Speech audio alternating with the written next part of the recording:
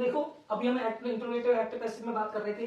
मैंने अभी बात पूरी मतलब सेंटेंस या बताए थे। कुछ और सेंटेंसेस की प्रैक्टिस आपको और कराने वाला हूँ इसी पार्ट के अंदर। ये जो पार्ट बन रहा है हमारा एक्टिव से पैसिव इंट्रोगेटिव वाला है, इसमें कुछ और सेंटेंस जोड़ेंगे हम ताकि आपकी और अच्छे से प्रैक्टिस हो जाए। तो सबसे पहले मैं यहाँ एक एक्टिव केस में सेंटेंस लिख देता हूँ, एक्टिव वाला। कौन सा वाला? एक्टिव वाला। जैसे मैंने यहाँ पे लिख दिया व्हेन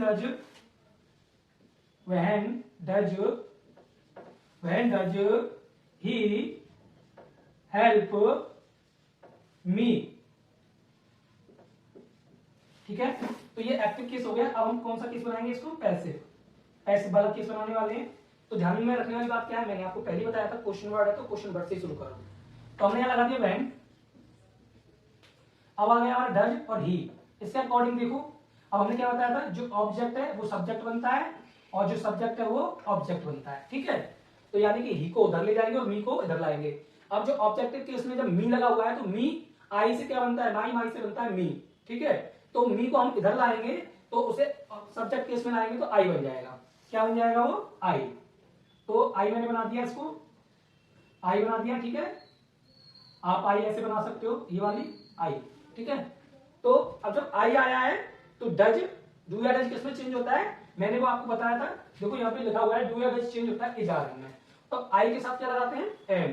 तो यहाँ ये जो जगह है इससे पहले तो एम आई, व्हेन एम आई, समझ लो सेंटेंस हो गया यहाँ तक हमारा आधा पूरा। आधा हो गया, इतना कर लिया तो समझ लो पूरा कर लिया। अब हमारा बच्चा क्या भाई? ये हेल्प बचा। ये हमारी हेल्प क्या है? V3 है। V3 है तो इसको किसमें चेंज करेंगे? V3 के अकॉर्डिंग हेल्प।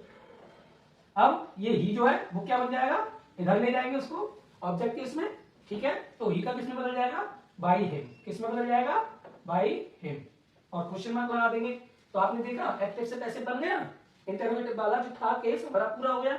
समझने में क्या, देखो इसके लिए आपको सबसे पहले प्रैक्टिस करनी होगी सेंटेंस क्या होते हैं, ऑब्जेक्ट क्या होते हैं, सब्जेक्ट क्या होते हैं। ये आपको मेरी पुरानी वीडियो में, इससे जो मैंने पहले पार्ट डाले हुए उनमें देख लीजिए आप, आपको ये देखने को मिल जाएगी।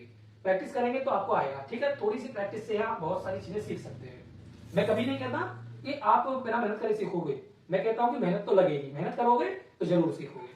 ठीक है, तो अब हम एक और कर लेते हैं, एक और एक्टिव केस लिख लेते हैं। एक सेंटेंस एक्टिव लिख रहे हैं, एक सेंटेंस लिख रहे हैं। अब हमने यहाँ सेंटेंस लिख दिया है। तो why did you write a letter? Why did you write a letter? तो सबसे पहले आप इसकी हिंदी बनाना सीखो। पहले हिंदी क्या होगी? वाई मतलब क्यों, डिड वाला पास्ट का सेंटेंस बता रहा है, पास्ट का है। यू मतलब तुम, राइट मींस लिखते हो, ए लेटर मतलब एक पत्र। तुमने एक पत्र क्यों लिखा? इसकी हिंदी होगी तुमने एक पत्र क्यों लिखा। अब मैंने आपको क्या बताया था भाई, जो हमारा ऑब्जेक्ट होता है वो सब्जेक्ट बन जाता है, यहाँ पे लिखा हुआ है, और जो हमारा सब्जेक्ट होता है वो ऑब्जेक्ट बन जाता है। यानी कि ये तो इधर जाएगा और ये इधर आएगा। ठीक है, अब उसके लिए हमें टेंस वाला चार्ट याद होना चाहिए कि भाई डिड को किसमें चेंज करते हैं। हमने बताया डिड आता है तो वॉज वर्ब में चेंज होता है, वॉज वर्ब आता है तो डिड में चेंज हो जाता है। तो यानी कि उल्टा किस कर देते हैं, वॉज वर्ब को डिड में और डिड आया है तो वॉज वर्ब में। ठीक है, तो मैंने आपको बताया पैसिव कर रहेंगे। अब इसकी हम पैसिव बनाएंगे तो हम क्या करेंगे, क्वेश्चन वर्ड से शुरू हुआ है तो क्वेश्चन वर्ड तो वही रहेगा, कोई चेंज नहीं करना है इसमें। वाई का वाई लगा दो, कोई दिक्कत नहीं है। अब देखो यहाँ पे क्या आया है, ए लेटर। अब ए लेटर को यहाँ लाएंगे तो एक वचन होगा। ठीक है, हमने यहाँ लिख दिया ए लेटर। हमने यहाँ ए लेटर लिखा, बताओ कोई परेशानी यहाँ तक नहीं होगी। अब एक लेटर है, डिड किसमें बदल जाएगा भाई, वाज या वर्ब में। तो एक लेटर में वाज आएगा, वाई वाज ए लेटर। समझ लो आधा सेंटेंस हमारा एक्टिव से पैसिव हो चुका है। अब क्या करना है, अब वही V3 लगाओ। V3 कौन सी भाई, राइट। राइट मींस लिखना, तो इसकी क्या हो जाएगी, रिटन। क्या हो जाएगी, रिटन। तो हमने यहाँ रिटन लिख दिया। अब ये यू को उधर ले जाएंगे तो बाई यू, क्योंकि ये ऐसे ही रहता है। और पीछे क्वेश्चन मार्क, तो हम बोलेंगे why was a letter written by you. तो बन गया पैसिव। एक और कर लेते हैं प्रैक्टिस के लिए, यहां लिख लेते हैं हम एक्टिव। ध्यान रखने वाली बात है, एक्टिव बना रहे हैं एक और हम, तो कैसे बनाएंगे, देखो इधर मैं एक यहाँ एग्जांपल लिख देता हूं और आप उसको देखेंगे, मैं आपको समझा दूंगा और आप खुद मुझे बोलकर बताएंगे कौन सा इधर जाना है कौन सा उधर जाना है। ठीक है, तो सबसे पहले एक सेंटेंस लिख लेते हैं। तो हमने यहां लिख दिया हु, एक सेंटेंस इंटरोगेटिव वाला, हु स्टॉल द पेन। अब देखो ये बन गया। मतलब पेन किसने चुराया, ठीक है। इसका मतलब क्या हुआ, पेन किसने चुराया, पास्ट का है ये। स्टील की सेकंड फॉर्म लगी हुई है स्टील, तो सेकंड फॉर्म में क्या हो जाता है आ ई ए, पेन किसने चुराया, है ना। तो ये कौन सा सेंटेंस है, पास्ट का है। पास्ट का सेंटेंस होता है तो किसमें बदलते हैं, मैंने आपको बताया था वाज या वर होता है उसमें, ठीक है। तो मैंने ये बताया था कि जो ऑब्जेक्ट होता है वो सब्जेक्ट बनता है, जो सब्जेक्ट होता है वो ऑब्जेक्ट बन जाता है। लेकिन यहाँ सब्जेक्ट तो यहाँ पहले से ही दिया है, यही ऑब्जेक्ट है और यही सब्जेक्ट है। जब भी हमारा हु शब्द आ जाए, क्या आ जाए, हु शब्द आ जाए, तो ये क्वेश्चन वर्ड के लिए भी काम कर रहा है और ये हमारा इसमें सब्जेक्ट को भी बता रहा है कि पेन किसने चुराया, किसने, है ना, पेन कौन चुराता, पेन कौन चुराता, ठीक है। तो हमने यहाँ पे हु लिखा हुआ है, तो मैंने बताया था भाई जब भी हम ऐसा सेंटेंस बनाए तो सबसे पहले बाई लगा दो और हु को हुम में बदल दो, तो बाई हुम। अब हमारा सब्जेक्ट आ गया है, सब्जेक्ट आ गया है, लेकिन यहाँ पे तो टेंस पहचानेंगे, पास्ट का है। जब सेंटेंस हमारा पास्ट का है तो हम क्या करेंगे भाई, सीधी सी बात है, वॉज।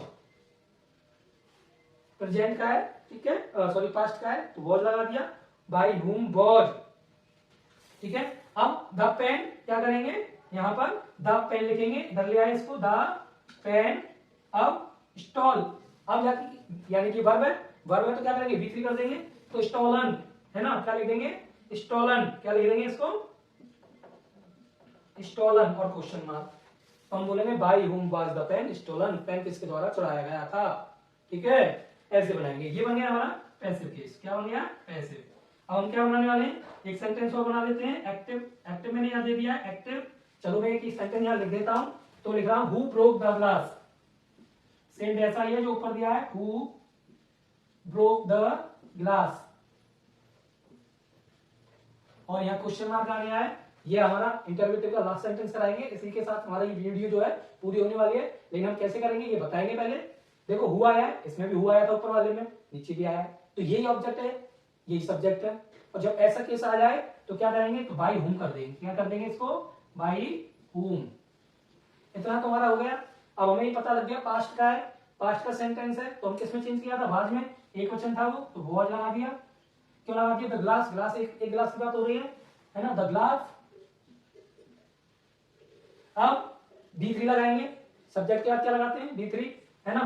तो by whom was the glass, अब ब्रोकन, भाई अब क्या लिख देंगे यहाँ पे, ब्रोकन और क्वेश्चन मार्क।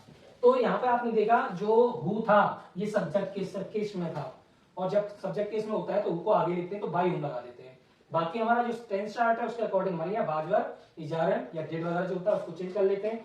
फिर हमारा जो यहाँ पे ऑब्जेक्ट बना हुआ है इसको यहाँ ले आए, द ग्लास, और ये जो B3 लगानी है इसकी जगह में B3 लगा दी। बाकी सेंटेंस में कुछ बचा नहीं, तो हमारा यहीं पे सेंटेंस हो जाता है पूरा, यानी कि एक्टिव से वो पैसिव बन जाता है। तो आज की वीडियो आपको कैसी लगी कमेंट में जरूर बताएंगे, और जाते जाते चैनल को सब्सक्राइब करें, ये करना बहुत फ्री होता है, बिल्कुल फ्री होता है, ठीक है। धन्यवाद।